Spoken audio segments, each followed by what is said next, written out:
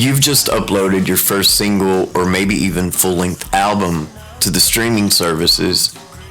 Now you can kick back and wait on the strippers and the cocaine to arrive, because any minute now, you're gonna be a rock star. Well, those of us that make and release music on a regular basis know that this isn't how it works. Maybe unless you have a voice like Adele or something, you really have to start thinking about things in a promotional way.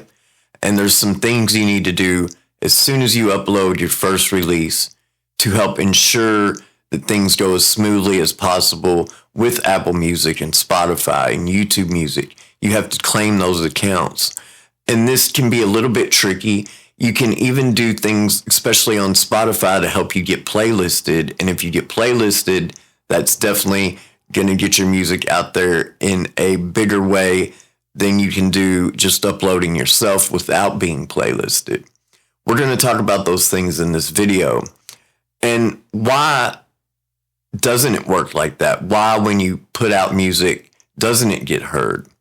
Well, think about what you're doing in preparation for this. Are you on social media? Are you being active daily on Instagram? Are you uploading videos to YouTube every week? What about gigging? Are you playing gigs in your town? Do you have a fan base? If you've answered no to these questions, well, there's your answer. You have to be seen to be heard. We're going to think about some of these ideas in this video, and we're going to talk about how to claim your Apple Music, YouTube, and Spotify accounts. And these are all things that are going to get you more in that promotional mindset to get your music out there in a bigger way. We're going to start off by talking about Spotify, because Spotify is unique with some of the features that it offers to artists on the platform. But before we get into that, I want to mention that right outside this window, we have a crazy snow and ice storm going on. It just started about an hour ago. I'm right across the bridge from Louisville in the southern Indiana area. And even though it just started an hour ago, we're already in a state of emergency because they have seen how bad this storm is coming from the west. Places like Kansas City, it's just blanketing and leaving a huge layer of ice on everything. So if you're looking back on this video, January 5th, 2025, that's what's going on. Happy New Year. If you're new to the channel, this is called Thirsty Deer Studio. My artist name is Thirsty Deer, and it's important to note the differences in my artist name and the channel name, because this is going to be important when you get into claiming your YouTube account, your YouTube Music account. And we'll talk about that in a minute as well. So with Spotify, you have to go on and first go on to Spotify for Artists and claim your account actually. And to do that, you just enter in your artist name, or if you only have one release out, it might be hard to find your artist profile. You can go on your distribution service. I use DistroKid, but there's other distribution services, CD Baby, TuneCore. Hopefully, if you're watching this video, you already know about that process. But if not, to stream to the platforms, you have to have distribution, and you use one of those platforms to distribute your music to all the streaming services simultaneously. So you can go on to your DistroKid account or whoever you use and find your URL number for Spotify. And if you're having trouble finding your account, this URL number will take you directly to your account. And then you can go on Spotify and link to your account, claim your account. It's a pretty easy process. With some of the streaming services, you have to actually link some of your other social media accounts and prove it's you. They don't want people claiming an account that isn't the artist or the manager. So it's just important. You need to find your accounts with all these platforms, and your distribution service can be instrumental in helping you do that. Now, once you've done this, where Spotify is unique, they offer a chance to actually submit your music for playlisting. And with DistroKid, to do this with Spotify, you have to actually upgrade your account to a Music Plus account. It costs a bit more. The account I'm on is just the music account. I think it's around $22 a year to upload unlimited tracks for one artist, but you don't have as much control to do things like post date your release. And that's what you need to do to submit it for playlisting on Spotify. You have to upload your song or your album to your distribution service, but then post date the release at least a week. They say the longer the better, really, because it gives Spotify more time to listen to your music, check out your accounts, especially if you're first claiming your account. You're going to need some time because they have to verify it's you as well. And once you've got everything claimed, and if you're submitting tracks for playlisting, that's a great way to get noticed by the platforms even more. And if you get playlisted, that's going to put you at a great advantage, because being on a major playlist, your music will get heard.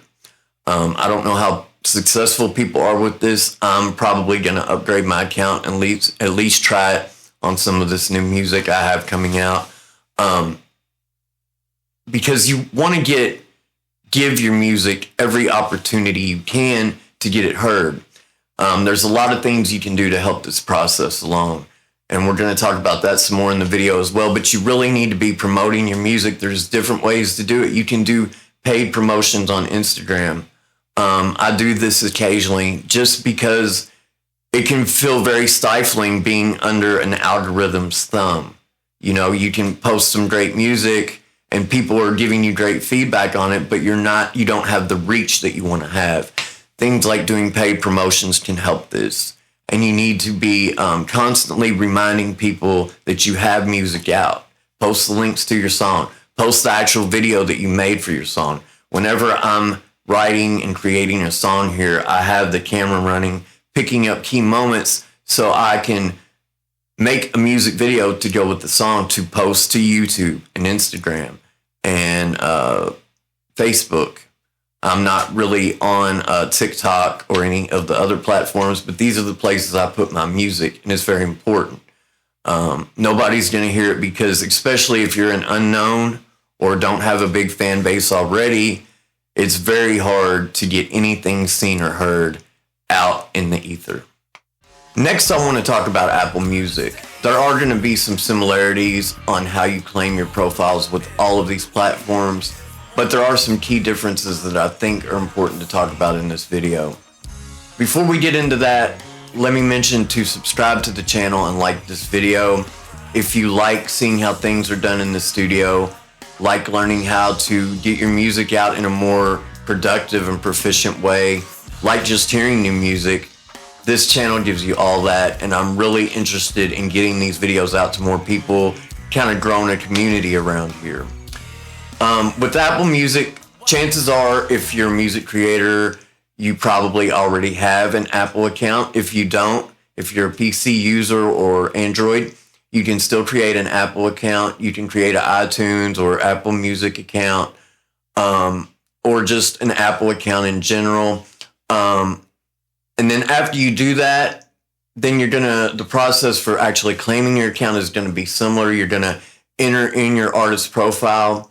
If you can't find your artist profile, you can go into Apple Music, find your music, and copy that and then paste it over into Apple Music for Artists.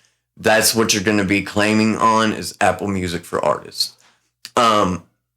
Once you've done this, you're going to have to go through a process where you link your Facebook or other accounts to prove it's you. I think this is a good thing so people don't have access to your account, can't really steal your music in a way that is like they're the artist or they're the producer without having access to your other accounts. So this is a good thing.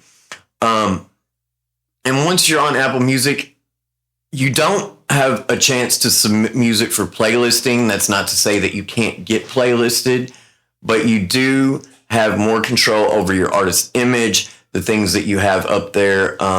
You can put like your choice song, like your most recent release up there under your profile picture, do little things like this. It gets you able to be in contact with your fans better. They can see more about you and know what's going on. And that's the purpose of this, to show people that you actually care as an artist and you're in this thing for real.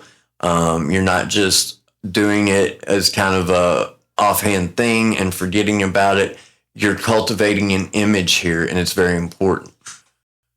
All right, with YouTube music, you need to be really careful because if you have an existing YouTube channel, this can be really tricky. For a while, it might cause you to lose subscribers because they're going to be getting all of your music, and maybe that's not what they're there for. Maybe they're there for other types of production content, or maybe they're into rap music and you make stoner acid country. You know what I'm saying? It's tricky to navigate this. You do have to have your channel name the same as your artist name.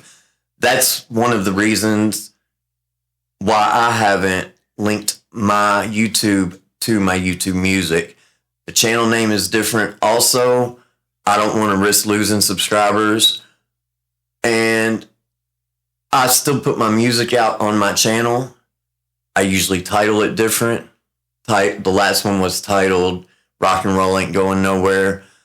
But I still get to put my music up on my channel so people can get it in two different places. So you really need to be aware of this when you get into YouTube music and a YouTube channel. Do you want the content you're creating to mix with your actual music that's going up there? Also, maybe you run a studio and you have clients and their music is going up under your YouTube channel name, but your individual personal music is on your channel. You know, there's kind of a integration or maybe a mixture of types of content and material that you don't want there. Something to be aware of. There's a YouTuber named Billy Hume. He did a little bit on this topic as well. I just saw the video just yesterday about how when he linked his YouTube music channel to his YouTube channel, it really cut his subscribers down. So be aware of this. Also, let's talk about some other ways that you can and need to be thinking about promoting your music. I think both Instagram and Threads are great platforms for music. I like to post 90-second reels on Instagram. This way, if I want to boost the post or decide later that I want to boost the posts, they're already in the format to be boosted. What boosting a reel is on Instagram is it just sends it out to more people that are like your followers. They have a database, they know what people are into, and they send it out to more people who like the kind of stuff that you do. I was kind of on the fence about boosting posts. I wanted everything to be very organic with my music. I wanted it to be liked on its own merit. But the fact of the matter is, if you don't do some kind of promotion, paid promotion, actually, people aren't going to see it. So there can't be any kind of grassroots following of your music. You have to think about it like a record company would. If record company had an artist, they believed in what they did. When they put out a new album, they would promote the hell out of it because they know that nobody's going to take notice or even know that they have new material out unless you put some promo into the record and into the artist. Threads, I've been pretty hit and miss with Threads. It seemed for a while like when I would post to all of the platforms the same post, like on Facebook, click where it would go to Instagram and Threads as well, that some of those posts would do better. But now it seems really random, the ones that do well as opposed to the ones that don't.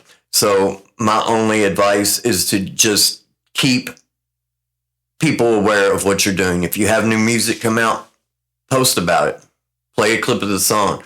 Let people hear it. You can link your music if you do a post on Instagram. You can link your music if it's just a picture and there's no video. You can go on, find your music on the streaming services and link it while the song will be playing while whatever photo you're showing is up there, if you're not doing an actual video clip of the music. There's a lot of ways to think outside the box with promotion. My advice is to dig into as many different things you can do to get your music out there because there's a lot of people doing this right now. If you grew up when I did, you know how amazing it is to be able to record something that's record quality in your home now. You know, It used to be that people had to have a record deal and go into a studio with all the gear to be able to do this. I have some great gear here, but I mix in the box, and you have all of that great gear that you used to have in racks to make things sound like a record. Now, if you take the time and learn it and do it, put the work in, I mean, you have to work hard at this, not just the promotional side, but the creating of the music as well. That's already going to set you ahead of most people out there. Maybe they're willing to work hard on the music, but not willing to do the promotion. Or maybe it's vice versa. Maybe they'll talk about themselves all day long, but they're not willing to sit down and spend the hours at the desk and with the instruments recording and mixing and taking it out to the car and bringing it back and checking on headphones and learning about parallel compression and all the things you have to do to make things sound like a record. A lot of people aren't willing to do that. Some people think you have to go to school to do that, and you don't have to go to school to do that. You can learn it on your own, especially with resources like YouTube now. You can learn anything. I went to school for mixing, for audio recording a bit way back in the early 2000s, but I taught myself to record and mix on my own here in my studio, and my stuff sounds like records. It gets great feedback, and I love doing it. I'm in this studio every minute. When I'm not at work, after my son goes to bed, I have a 4-year-old, so I spend as much time as I can with him, which is all the time, and then I'm in here in the studio as well. Most people aren't willing to do all of the work that's needed, so if you are, that already sets you apart. That's all I got for this video. Let me know how you promote your music.